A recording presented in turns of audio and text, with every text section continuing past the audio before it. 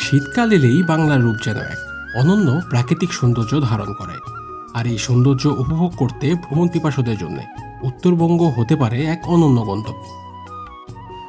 জানা ছিল না, এদিকে জানা ছিল না, এত টেস্ট। 50 বছর হয়ে গেছে হয়ে পুরো আছে ডাউলটা। চার চুলা বলা হয়, চার চুলা। বিস্তীর্ণ হলুদ সরিষা ক্ষেত, দিগন্ত জোড়া ফসলের মাঠ, খেজুরের রস আর গুড়ের মিষ্টি ভাই স্বাদ, এখানে দেখতে পারলাম মাটির ঘর ও মৃৎশিল্পের নানা নিদর্শন, সঙ্গে শিশুদের নির্মল হাসি, সবকিছু মিলিয়ে এখানে দেখা যায় এক জীবন্ত গ্রাম বাংলা। আর এই শীতেই আমি ঘুরে এসেছি উত্তরের জেলা নওগাঁ থেকে, যেখানে দেখেছি খেজুরের রস থেকে গুড় তৈরির পুরো প্রক্রিয়া। পৌষের শেষের দিকে গ্রামগুলোর উঠানে ধান কাটা ও মাড়াইয়ের প্রস্তুতি, দিগন্ত বিস্তৃত হলুদ সরিষা ক্ষেত, সব মিলিয়ে গ্রামীণ জীবনের এক মায়াবী গল্প। আর এই ভিডিওর শেষ অংশে দেখিয়েছি নওগাঁয় থাকার জন্য প্রায় 4 তারকা মানের একটি হোটেল, যা এই জেলার ভ্রমণকে দিতে পারে এক নতুন মাত্রা। হ্যালো এভরিওয়ান, আসসালামু আলাইকুম। উত্তরবঙ্গের এক সরিষা ক্ষেত থেকে আপনাদের সবাইকে স্বাগতম। আমরা যাত্রা শুরু করেছিলাম ঢাকার কমলাপুর থেকে, উদ্দেশ্য উত্তরের জেলা নওগাঁ। সঙ্গে ছিল আমার মেয়ে তানিশা। এভরিওয়ান, আসসালামু আলাইকুম। আজকে আমি আমার বাবার সঙ্গে উত্তরবঙ্গ নওগাঁতে যাচ্ছি, আমার দাদি বাসায়। আমার দাদু ওয়েট করছে, আপনারা ব্লগটি দেখতেই থাকুন। আমরা এখন কমলাপুর স্টেশনে, খুবই ঠান্ডা। তখন ঘড়িতে সময় সকাল 6টা বেজে 30 মিনিট, চারপাশে শীতের হালকা কুয়াশা আর নীরবতা। ট্রেন ভ্রমণটা বরাবরের মতোই দারুণ লাগছিল। ট্রেন যখন যমুনা সেতু পার হচ্ছিল, শীতের তীব্রতা যেন আরও বেড়ে গেল। সেতু পেরোতেই সঙ্গে সঙ্গে দিগন্ত বিস্তৃত হলুদ সরিষা ক্ষেত আমাদের স্বাগতম জানালো। মনে হচ্ছিল যেন হলুদের এক রূপকথার রাজ্য। মাইলের পর মাইল বিস্তৃত সেই সরিষা ক্ষেত শীতের উত্তরবঙ্গকে করে তুলেছিল আরও মোহনীয়। প্রতি বছর শীত মৌসুমে সিরাজগঞ্জ জেলার প্রায় 86 থেকে 87 হেক্টর জমিতে সরিষা চাষ হয়।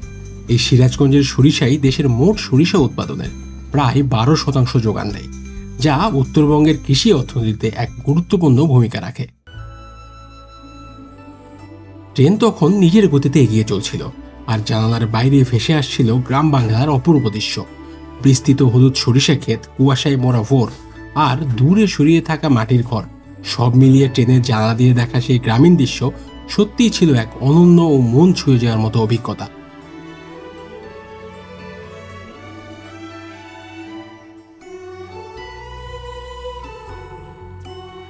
প্রায় 6 ঘন্টা দীর্ঘ ট্রেন ভ্রমণ শেষ করে আমরা পৌঁছালাম সান্তাহারি স্টেশনে। আমরা এখন আমার দাদু বাসায় সান্তাহারি চলে এসেছি। সেদিন আর বের হওয়া হয়নি উত্তরের গ্রাম দেখার উদ্দেশ্যে। সারাদিনের ক্লান্তি আর শীতের কারণে বিশ্রামটাই তখন বেশি প্রয়োজন ছিল। পরদিন খুব ভোরে ঘুম থেকে উঠে কনকনে শীত উপেক্ষা করেই বেরিয়ে পড়লাম। সঙ্গে ছিলেন মতি ভাই, যাকে আপনারা আগেও আমার নওগাঁ ভ্রমণের ভিডিওতে দেখেছেন। ভ্রমণের কথা শুনতেই যিনি এতটাই আগ্রহী হয়ে ওঠেন যে এই কনকনে শীতেও এক মুহূর্ত না ভেবে আমার সঙ্গে বেরিয়ে পড়েছিলেন। সত্যি বলতে মতি ভাই এমন একজন মানুষ যার সঙ্গে থাকলে যে কোনো ভ্রমণই হয়ে ওঠে আরও প্রাণবন্ত ও স্মরণীয়। হ্যালো এভরিওয়ান, আসসালামু আলাইকুম। আমি আজকে এসেছি নওগাঁ জেলার আত্রাই উপজেলা, নাকি উপজেলা ভাই? রায়নগর উপজেলায়। আমার সাথে আছে আমার সেই ভাই মতি ভাই। সো মতি ভাইয়ের কাছে জানি যে আমরা কোথায় আসছি এবং আজকে আমরা কি কি দেখব। আসসালামু আলাইকুম। আজ তারিখ 25শে ডিসেম্বর 2025। আমরা আছি নওগাঁ জেলার রায়নগর উপজেলা শহর থেকে 5-7 কিলোমিটার দক্ষিণ দিকে বকের ব্রিজ নামক স্থানে। এই ব্রিজটি বলা হয় বকের ব্রিজ। দেখুন এখানে 3টি ব্রিজ রয়েছে। আমরা যেখানে দাঁড়িয়ে আছি এই একটি ব্রিজ, মাঝখানে রেল লাইনের একটা ব্রিজ, ওই পাশে অত্যাধুনিক সেতু বড় ব্রিজ।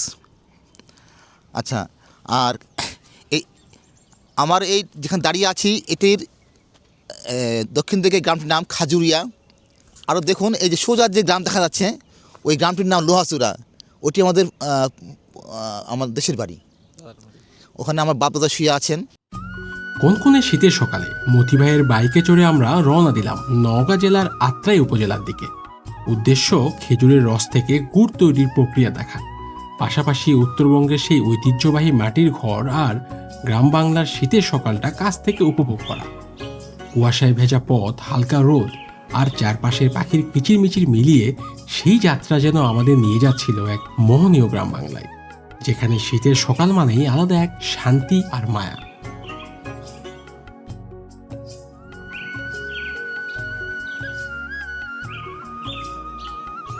কিছুটা এগোতেই চোখে পড়ল পৌষের শেষের দিকে গ্রামগুলোর উঠানে চলছে ধান কাটা মারার প্রস্তুতি।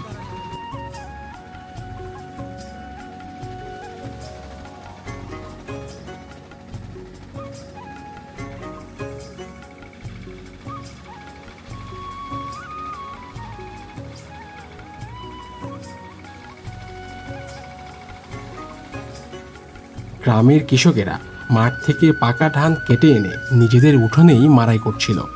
মজার বিষয় হলো এই ধান কাটা মারার প্রক্রিয়াটা এখন আর পুরোপুরি সনাতন নেই। সময় আর প্রয়োজনের সাথে তাল মিলিয়ে তা হয়ে উঠেছে আধুনিক।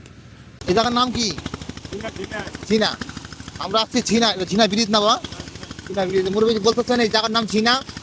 এটা কীভাবে ধান ভাঙতে হয়, জমি থেকে ধান কেটে এনে এই যে ধান মারাই মেশিন, ধান মারাই মেশিনে দেওয়া হচ্ছে, 5-7 জন লেবার কাজ করতেছেন।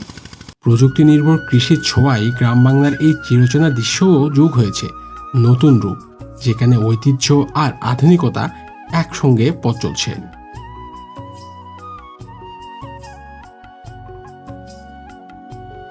এখান থেকে কিছুটা এগোতেই রাস্তার দুই ধারে সারি সারি মাটির বাড়ি চোখে পড়ল, যেগুলো সত্যিই দারুণ লাগছিল। যদিও এখন আর কাঁচা মেঠো পথ নেই, এখানে পিচঢালা রাস্তা তৈরি হয়েছে, তবুও রাস্তার পাশে দাঁড়িয়ে থাকা সেই গ্রামীণ জনপদ আর উত্তরবঙ্গের ঐতিহ্যবাহী মাটির বাড়িগুলো মনকে গভীরভাবে মুগ্ধ করছিল। এসব মাটির বাড়ি হয়তো তাদের শেষ প্রজন্মে দাঁড়িয়ে আছে। কয়েক বছরের মধ্যেই হয়তো আর এমন দৃশ্য দেখা যাবে না।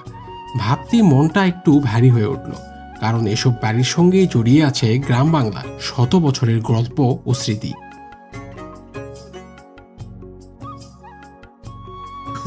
গলির মধ্যে গলি, এগুলো অদ্ভুত বিচিত্র আমাদেরকে এই বরন্দ মফস্বলের বাড়ি ঘরগুলো।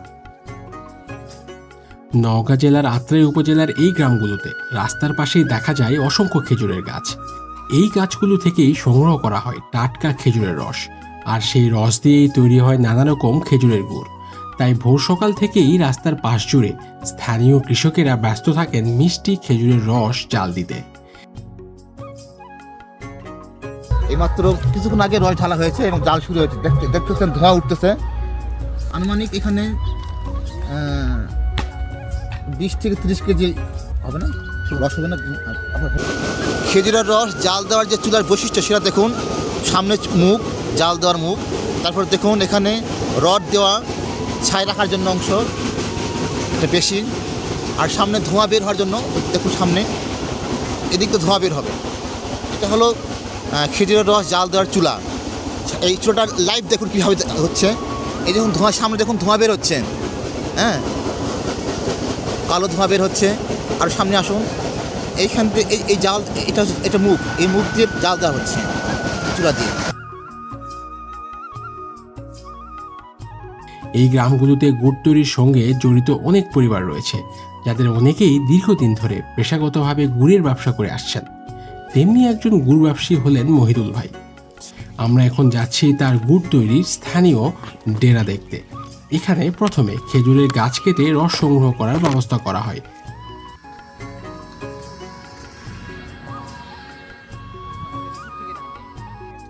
আপনার যে হাইটা আছে ওটা কতখানি হবে? ওটা 10 হবে না, রস হবে না?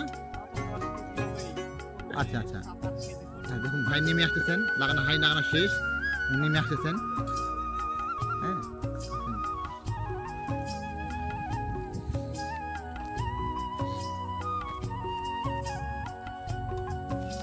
একজন গাছি কত কষ্ট করে দেখেন, তার কোমরে বাঁধা হচ্ছে চুন, চুন এখানে বাঁধা আছে। এই যে এখানে এই খলয়ের মধ্যে এই যে হাসুয়া, ঢাল অস্ত্র আছে, আর এই যে পায়ে দেখেন গ্লোভস লাগানো আছে।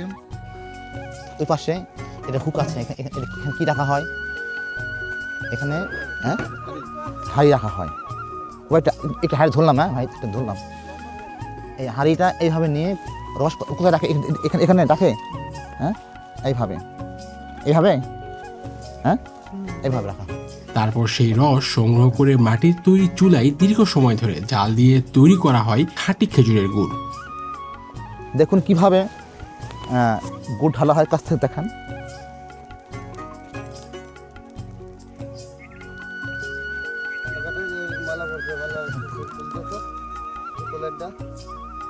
এখানে বাটি রাখা আছে, ওদিকে 4 লাইন, এদিকে 3 লাইন, 3 4 12টি বাটি আছে। এটা হ্যাঁ, গুড় তৈরি করার পর ঢালা হচ্ছে। এগুলো 1 কেজির বাটি, কত ছোট থাকে এগুলো, 1 কেজি।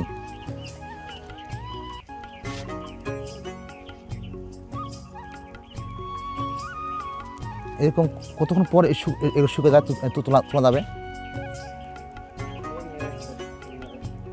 1 ঘন্টা পর, আধা ঘন্টা। আচ্ছা, এগুলো ঢালার আধা ঘন্টার মধ্যেই অলরেডি গুড়গুলো জমে যাবে। গুড়টা 1 কেজি পুরোপুরি একটা লেবেল করার জন্য মনে হয় দেওয়া হয়, অল্প করে। হ্যাঁ, এই এই হালকা করে, ব্যাস। এটা এটা এটা সৌন্দর্য। হ্যাঁ, জানা ছিল না, এদিকে জানা ছিল না। এতে করে গুড়টা কেমন সাইজ হয়ে আসছে, 4 ধারে একটু উঁচু হয়ে আসছে না? হ্যাঁ, খুব সুন্দর। মধ্যে মধ্যে ভার পড়েছে আর ধার দিয়ে উঁচু হয়ে আসছে, সুন্দর দিয়েছে খাওয়ার জন্য। দেখুন, হ্যাঁ, গরম গরম গুড়, গরম গরম খেজুর গুড় কোনো জীবনে খায়নি, এই প্রথম এই মজলিম ভাই, ধন্যবাদ। খাত বিসমিল্লাহির রহমানির রহিম। এত টেস্ট, আজ আবার দিচ্ছি, দেখেন মানে আবার দিচ্ছে আমাদেরকে। আমরা ভিডিও করতে আসছি, উনি খুশি হয়ে আবার দিচ্ছেন। তো যাক, ধন্যবাদ। ওনার নাম মহিদুর ইসলাম, আর এই জায়গাটির নাম হচ্ছে রায়নগর উপজেলার তিলাবুদু নামক স্থান, জামগ্রাম। আর এই যে দেখুন, আপনি গুড়ের দাম কোনটা কত? এটা পাটালি গুড়, এটা বাটি গুড়। এটা বাটি করে এটা হলো 250 টাকা কেজি পড়বে, আর এটা আর আপনার এটা পড়বে 200 টাকা। 200 টাকা কেজি। ধন্যবাদ। আপনি ফোন নাম্বার বলে যান যদি কেউ নিতে চাই। আমার ফোন নাম্বার 01734286932। ধন্যবাদ। মহিদুল ভাই, ধন্যবাদ। ভোর সকাল থেকে শুরু হয় এই প্রক্রিয়া, চলতে থাকে দুপুর গড়িয়ে যাওয়া পর্যন্ত। গুড়ের রাজ্য থেকে বেরিয়ে আমরা পৌঁছালাম মতি ভাইয়ের পৈতৃক নিবাস লোহাচূড়াতে। আমাদের গ্রাম লোহাচূড়া গ্রামে ফিরে এসেছি। এটা গ্রামের প্রবেশ পথ, এটা হলো বড় গ্রাম। এটা হচ্ছে দক্ষিণ অংশ। সেখানে তার চাচার বাড়িতে কিছুক্ষণ বিশ্রাম নিলাম এবং কাছ থেকে দেখলাম এই ঐতিহ্যবাহী মাটির বাড়িগুলো। গ্রাম বাংলার সহজ সরল জীবনযাপন যেন এই মাটির বাড়িগুলোর মতোই সাদামাটা আর নির্মল। এখানকার মানুষগুলোর আন্তরিকতা আর আতিথেয়তা ছিল সত্যি অসাধারণ, যা এই ভ্রমণকে আরও বেশি আনন্দময় করে তুলেছিল। এটা আমার চাচার বাড়ি, ইনি আমার চাচা যান। হ্যাঁ, আমার চাচি রান্না করতেছে। এটা হচ্ছে একে বলা হয় 4 চুলা বলা হয়, 4 চুলা। এই 4 চুলা শুধু আমাদের এই রায়নগর আত্রাই অঞ্চলে দেখা যায় বেশি। এখানে একবারে যখন জাল দেওয়া হয়, এর তারা মুখ, তখন 1 2 3 4 চারটা পাতিল এখানে বসানো যাবে এবং একসঙ্গে রান্না করা যাবে।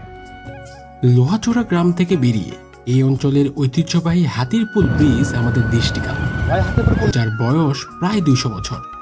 এর কাছেই রয়েছে রক্তদহ বিল, একটি পরিচিত প্রাকৃতিক এলাকা ও পাখি অভয়ারণ্য।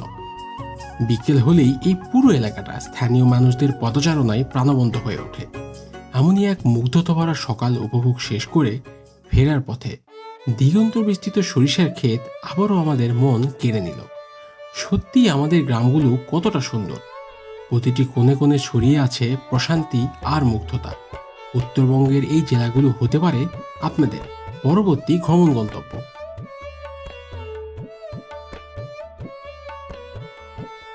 নওগাঁয় ভ্রমণ পিপাসুদের জন্য রয়েছে বেশ ভালো মানের একটি হোটেল, মল্লিকা ইন। হোটেলটির প্রায় 4 তারকা মানের। এখানে ডিলাক্স ও সুপার ডিলাক্স রুম পাওয়া যায় প্রায় 5,000 থেকে 8,000 টাকার মধ্যে। হোটেল মল্লিকা ইনের কন্ট্যাক্ট নম্বর ও লোকেশন স্ক্রিন এবং ভিডিওর ডেসক্রিপশনে দেওয়া আছে। আপনারা চাইলে সেখান থেকে সরাসরি যোগাযোগ করে প্রয়োজনীয় সব ধরনের সহায়তা নিতে পারবেন। আর নওগাঁ ভ্রমণের সেরা সময় হতে পারে আমের মৌসুম, কারণ নওগাঁ বর্তমানে বাংলাদেশের সবথেকে বেশি আম উৎপাদনকারী এলাকা। এই বলে আজকের মতো নওগাঁ ভ্রমণের আমন্ত্রণ জানিয়ে এখানেই শেষ করছি। ধন্যবাদ সবাইকে। আল্লাহ হাফেজ।